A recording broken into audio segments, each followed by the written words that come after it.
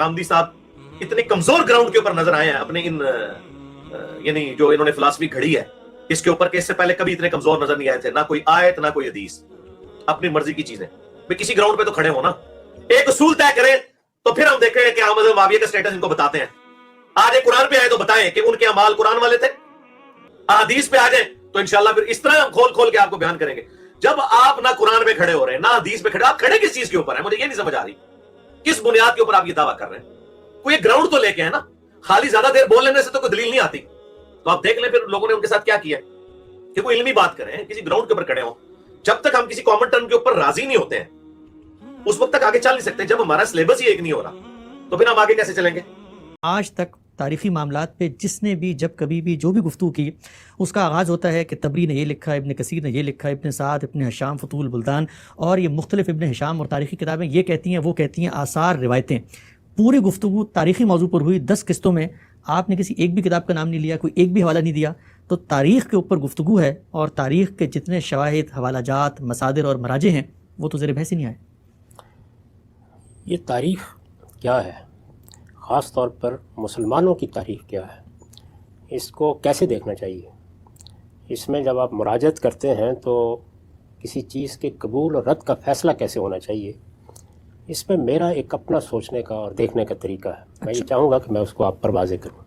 اس تاریخی مواد کی نوعیت یہ ہے کہ اس میں ایک تو میں نے وہی عرض کر دیا کہ یہ ساری اجماع اور تواتر کی چیزیں ہیں جن کے بارے میں بحث کی گنجائش نہیں، جنہیں کہیں سے لینے کی ضرورت نہیں، جو ہر دیوار پر لکھی ہوئی ہیں، ہر شخص کی زبان پر ہیں، ہر آدمی ان کو جانتا ہے، وہ منتقل ہو گئیں. وہ تو اسی طرح منتقل ہو گئیں جس طرح کی سنت منتقل ہوئی ہے، جس طرح کہ قرآن منتقل ہوا ہے. تو تاریخ کا بھی ایک حصہ وہ ہے کہ جو کسی بحث کا تقاضا نہیں کرتا، وہ منتقل ہو گیا.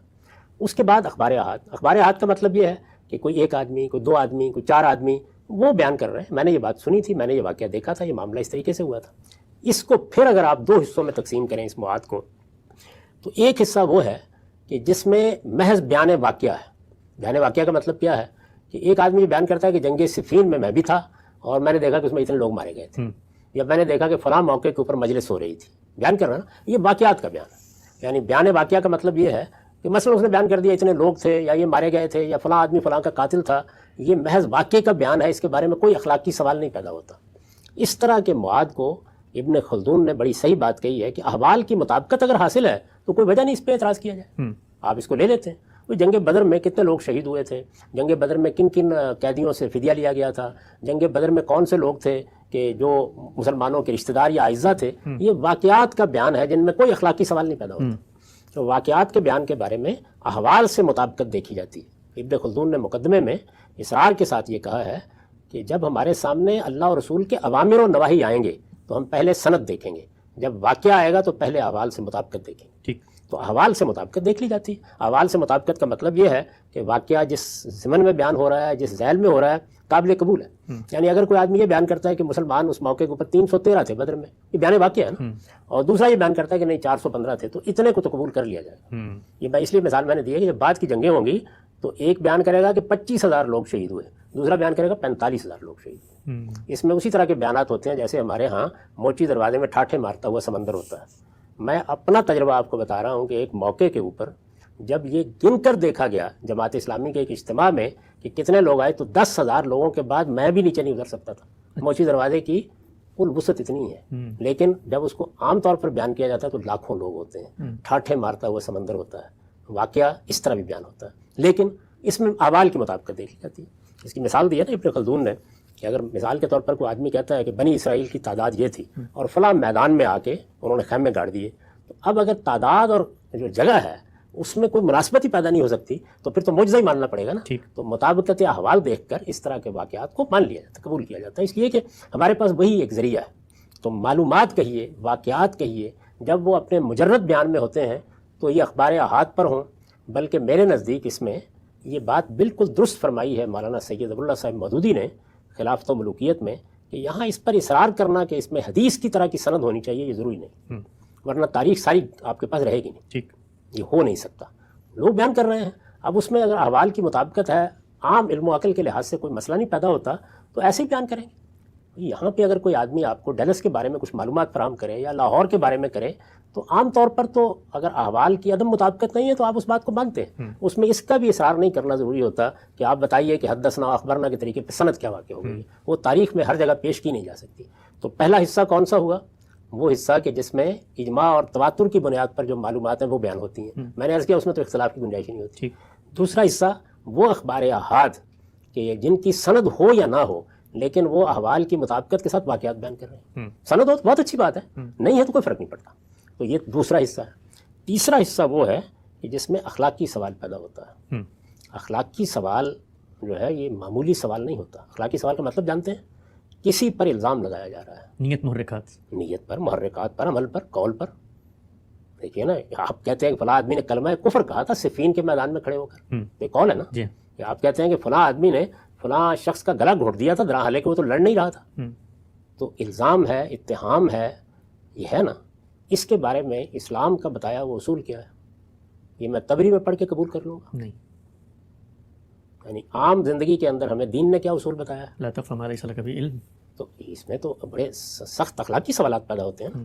اگر اس طرح کی کوئی چیز بیان ہوئی ہے، یعنی وہ صحابہ کرام میں سے، صحابہ کرام تو خیر بہت بڑی ہستیاں ہیں، کسی عام مسلمان بھی بہت بڑی چیز ہے، کسی انسان کے بارے میں بھی اگر الزام یا اتہام، اخلاقی الزام اور اتہام کی طرح کی کوئی چیز ہے تو یہ محض اس لیے قبول نہیں کی جا سکتی، محض اس لیے، یہ تو آپ تبری کی بات کر رہے ہیں، صحیح سند سے آگے تب بھی قبول نہیں کی جا سکتی۔ اچھا، زنا کا الزام صحیح سند سے آگے قبول کر لیں گے؟ اس کی تحقیق کی ضرورت ہوتی ہے۔ میں یہ نہیں کہہ رہا کہ اس کو رد کر دیا جائے گا۔ اب معاملات محض یہ نہیں رہا کہ آپ نے یہ چیز تبری میں پڑھ لی ہے یا ابن کثیر میں پڑھ لی ہے یا ابن اسیر میں پڑھ لی ہے یا آپ نے ابن خلدون کے یہاں پڑھ لی ہے، اب یہ معاملہ نہیں رہا۔ یعنی پہلے دونوں معاملات میں کوئی مسئلہ نہیں۔ یہ میں اس سوال کا جواب دے رہا ہوں جو مولانا سید ظفر اللہ صاحب مودودی نے جب ان پر اعتراضات کیے گئے خلافت و ملوکیت، کیونکہ باب وہی ہے تو اس لیے میں نے ان کا حوالہ دیا، اعتراضات کیے گئے تو انہوں نے کہا کہ یہ آپ لوگ کیا اصرار کر رہے ہیں کہ میں یہاں پر اب سندیں کھول کر بیٹھوں گا اور رجال کی عبارتیں پڑھوں گا، کیونکہ یہ چیزیں رسول اللہ کی نسبت سے جو باتیں بیان ہوتی ہیں ان کے لیے تو ضروری ہیں، تاریخ میں یہ ضروری نہیں ہے، ورنہ تاریخ ختم ہو جائے گی۔ اور تاریخ میں کون سی قوم ہے کہ جو اس کا اہتمام لازماً کرے گی؟ میرے نزدیک بات بالکل ٹھیک ہے، لیکن اس پہلے حصے کے بارے میں، دوسرے حصے کے بارے میں، تیسرے حصے کے بارے میں یہ استدلال نہیں کیا جا سکتا۔ یہاں پر یہ لازم ہے کہ آپ کے سامنے جب کوئی الزام آئے، یہ دینی پس منظر سے بھی الزامات آتے ہیں، فلاں بدعت کا ارتکاب کر دیا فلاں آدمی نے، دین میں فلاں موقع پر تحریف کر دی، فلاں تعویل میں یہ گمراہی اختیار کر لی، یہ دینی الزامات ہیں۔ اخلاقی الزامات کیا ہیں؟ فلاں آدمی کو بے گناہ مار دیا، فلاں کے ساتھ یہ ظالمانہ عمل کیا، بیت المال میں سے فلاں چیز لے لی، یہ اخلاقی الزامات ہیں۔ تو اس طرح کے معاملات میں تاریخی روایات کی کوئی حیثیت نہیں ہے، یہ تاریخی مواد انالیسس سے گزرے گا، یعنی اب ایک ایک چیز کو لیا جائے گا اور اس میں کیا کیا جائے گا؟ اس میں دیکھا جائے گا بیان کرنے والے کون ہیں، یہ بیان کیا جائے گا کہ یہ کہاں آ کے سب سے پہلے ہمارے سامنے آئی ہے بات، 2 صدی میں آئی ہے، 3 صدی میں آئی ہے۔ ایسی 10 روایتیں میں آپ کو بتاؤں گا اگر یہ بحث ہوگی کہ جو پہلی مرتبہ ہم نے پڑھی کب ہے؟ 5ویں صدی میں آ کے۔ اچھا، لیکن اس طرح لوگ ان کو بیان کرتے ہیں کہ جیسے وہ سامنے کھڑے تھے، اس سے پہلے کا کوئی مورخ بیان ہی نہیں کرتا ان کو۔ تو اگر وہ چیز اتہام کی نوعیت کی ہے، الزام کی نوعیت کی ہے، اس سے کسی کے اخلاقی وجود پر حرف آتا ہے، پھر میں تنقیح کروں گا اس کی، اور تنقیح میں پھر ایک ایک واقعے کو لے کر دیکھا جائے گا یہ کہاں نقل ہوا، اس کے نقل کرنے والے کون ہیں۔ پہلے اور دوسرے معاملات کو واقعی جیسا لپاٹیا نقل کرے گا، مجھے کوئی اعتراض نہیں۔ لوط بن یحییٰ جیسا لپاٹیا نقل کرے گا، کوئی اعتراض نہیں۔ لیکن اس حصے کے معاملے میں تو میں یہ دیکھوں گا کون ہے نقل کرنے والا، کس کی طرف سے یہ بات آئی ہے تو آئی کب ہے، اگر کوئی سند ہے تو اس کی نوعیت کیا، اس میں پھر سند بھی دیکھی جائے گی، اس میں مطابقت احوال بھی دیکھی جائے گی، اس میں اس کی پوری تاریخ نکال کے کھنگال کے دیکھا جائے گا یہ روایت پہلی دفعہ کب سامنے آئی ہے، کن مراحل سے گزری ہے، کس طرح سے آئی ہے۔ اس میں یہ بھی دیکھا جائے گا کہ بیان کرنے والے لوگ شیعان علی ہیں اور معاویہ رضی اللہ عنہ کے بارے میں بیان کر رہے ہیں، شیعان معاویہ ہیں اور علی رضی اللہ عنہ کے بارے میں بیان کر رہے ہیں، دونوں کو دیکھا جائے گا۔ اور اس میں ظاہر ہے کہ آپ جانتے ہیں کہ جو سیاسی پروپیگنڈا ہوتا ہے تو اس میں کس طرح کے جھوٹ بولے جاتے ہیں، کس طرح چیزوں کو ڈسٹارٹ کیا جاتا ہے، کیسے بات سے کچھ کو کچھ بنایا جاتا ہے، پھر اس کی تنقیح ہوگی۔ یہ عمل ہے جو ہمارے ہاں نہ ہونے کی وجہ سے اور ان اصولوں کو پیش نظر نہ رکھنے کی وجہ سے کوئی چیز فیصلہ کن نہیں ہوتی۔ نتیجہ کیا نکلتا ہے؟ ہر آدمی اپنی پوتھی کھولتا ہے اور اس میں سے روایتیں نکال لیتا ہے۔ روایتیں اس پروپیگنڈے میں اس وقت دیکھیں جو متحارب سیاسی فریق ہیں وہ کیسے ایک دوسرے کے بارے میں روایتیں گھڑتے ہیں، واقعات بیان کرتے ہیں۔